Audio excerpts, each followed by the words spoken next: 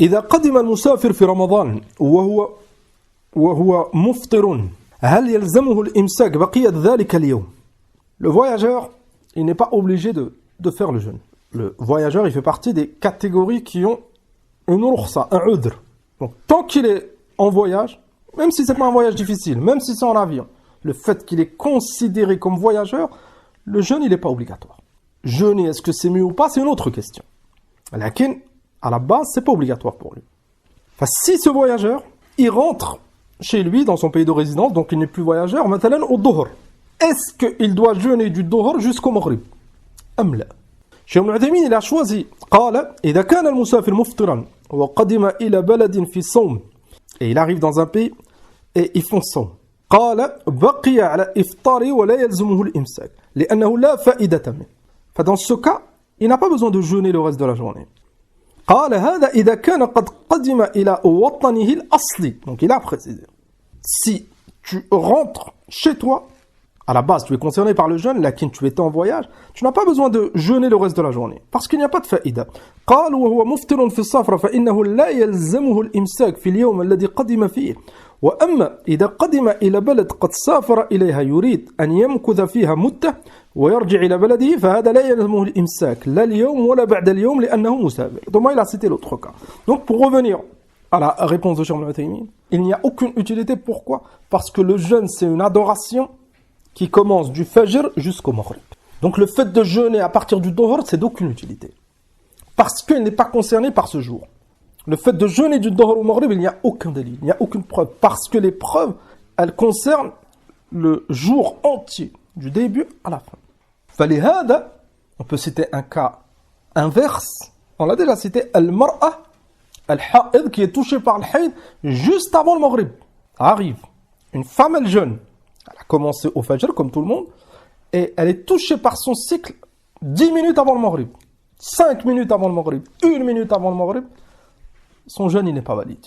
La récompense, elle est récompensée parce qu'elle a fait un effort toute la journée, lakin le jour, il n'est pas compté. Elle est obligée de rattraper un jour. Pourquoi? عندما تفضل نعم لأن الصيام c'est du fajr jusqu'au maghrib. Elle n'a pas jeûné jusqu'au maghrib. Elle a une excuse, elle ne commet pas de péché. Lakin la validité du jour, il n'est pas compté ce jour. Pourquoi? Parce que cette adoration, elle a un temps bien déterminé. Enfin, dans ce cas, elle rattrape son jour. Et bien sûr, la journée qu'elle a faite, ou la journée sauf quelques minutes, elle est récompensée pour ses efforts.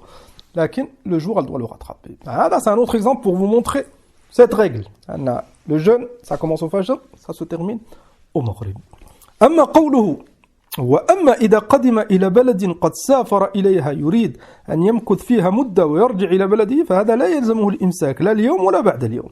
أما si tu voyages et tu ne jeûnes pas parce que tu es en voyage et tu as décidé de prendre cet avis, et dans tous les cas, c'est permis de ne pas jeûner. Il y a une divergence, est-ce que c'est mieux de jeûner ou pas?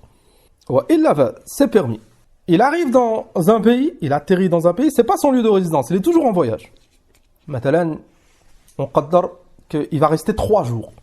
Et le fait de rester 3 jours, tu es toujours en voyage.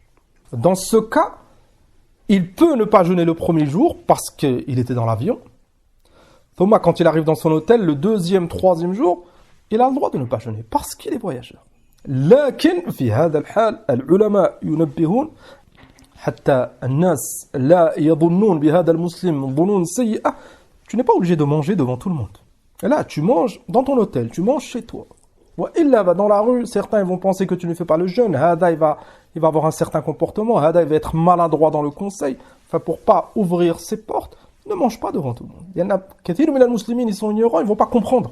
Ils vont penser encore plus, si tu es à la sunna, ils vont penser que ce sunni fait pas siyam, mais ça va ouvrir des mauvaises portes. Enfin, dans ce cas, si tu mange chez toi. Et dans les pays musulmans en général, c'est comme ça que ça se passe. Il y en a, les restaurants, ils sont fermés. فهذا والله أعلم. La référence donc, Fatawa ala al-Tariq, toujours de Cheikh Ibn Uthaymin, la question numéro 877. هذا والله أعلم.